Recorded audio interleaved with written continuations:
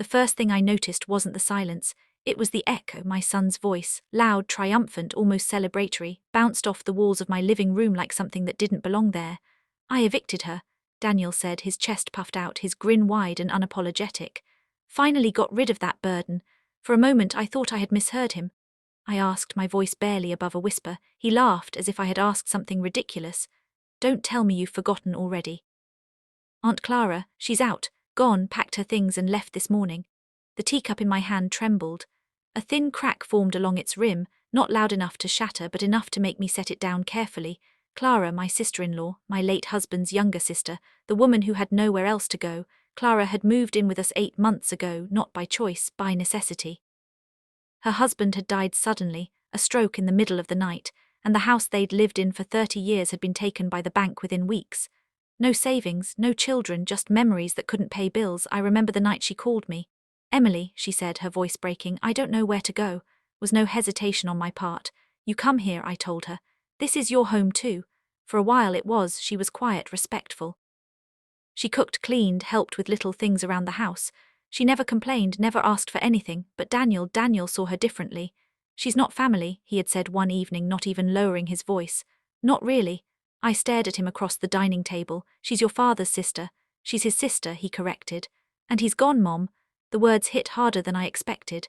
Family doesn't stop being family just because someone dies, I replied firmly. Daniel shrugged. Well, she's not my responsibility. I should have known then, I should have seen what was coming. What do you mean you evicted her? I asked again, more firmly this time. Daniel rolled his eyes. Mom, relax, I didn't throw her out on the street. I gave her time, a week. A week, my voice cracked. Daniel, she had nowhere to go. Figure it out, he said casually. People always do.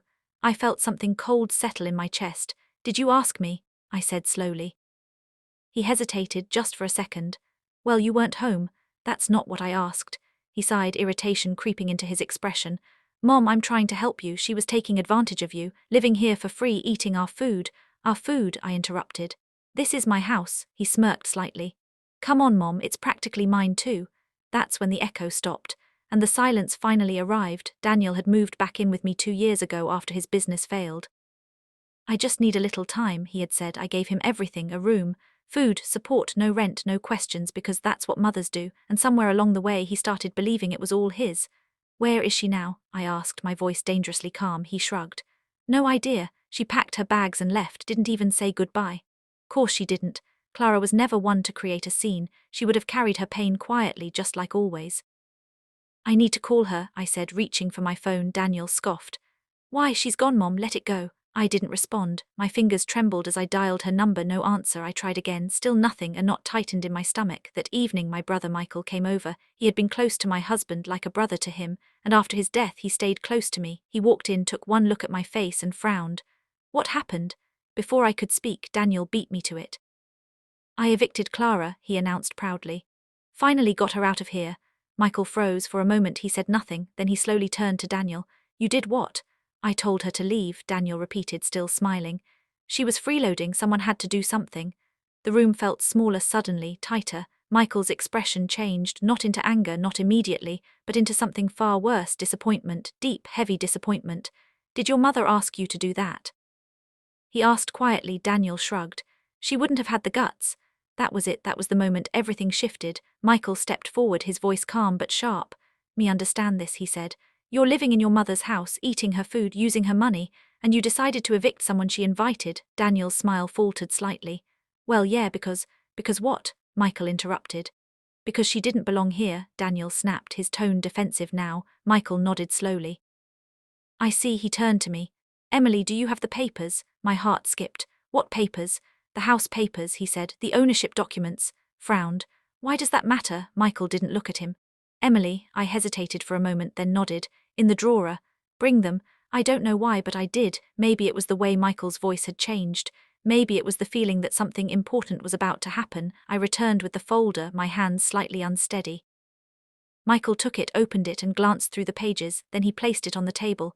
Daniel, he said, finally looking at him, do you know whose name is on this house? Daniel rolled his eyes. Mom's, obviously, Michael nodded. Yes, Emily's, he paused. Mine. The room went completely still. Daniel blinked. What? I felt my breath catch.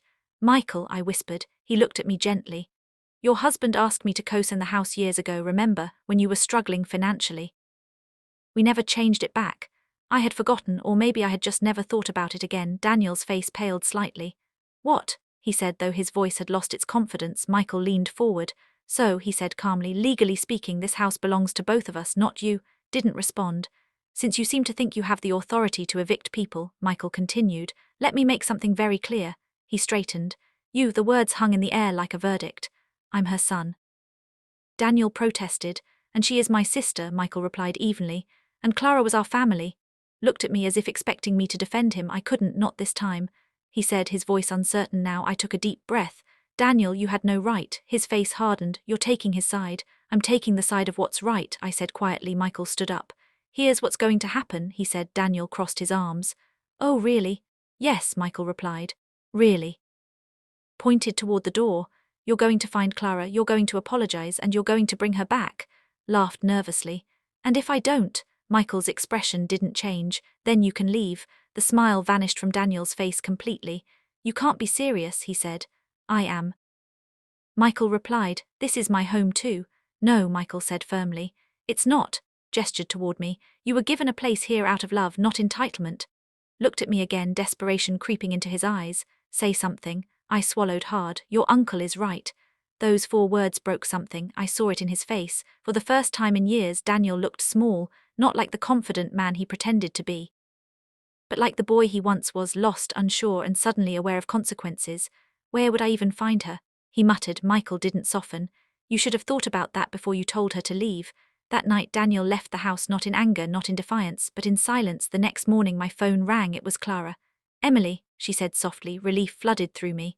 Where are you? There was a pause. I didn't want to cause trouble, she said. You didn't, I replied firmly.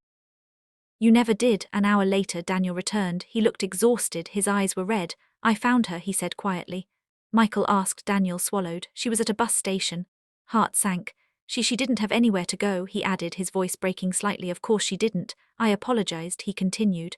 I told her I was wrong. Michael crossed his arms. And Daniel looked at me. She's outside. I didn't wait. I rushed to the door and opened it. Clara stood there, her small suitcase beside her, her eyes hesitant. Emily, she said. I pulled her into a tight embrace. You're home, I whispered. Behind me I heard Michael's voice. Say it properly. I turned to see Daniel standing there, his head lowered. I'm sorry, he said, his voice trembling. I had no right. I was selfish and cruel. Looked at him for a long moment, then she nodded. Thank you, she said softly. Things didn't change overnight, but they did change. Daniel started helping around the house. He found a job. He stopped acting like the world owed him something. And Clara, she smiled again. Months later, Daniel sat across from me at the same dining table. I don't know what I was thinking, he admitted. I looked at him carefully. You weren't thinking, I said gently. You were feeling entitled. He nodded. I won't make that mistake again. For Michael, he never brought up that day again. He didn't need to. The lesson had already been learned. Moral of the story: a home is built on love, not ownership. When entitlement replaces gratitude, even the strongest relationships begin to crack. Respect isn't inherited. It's earned through compassion, humility, and the courage to admit when you're wrong.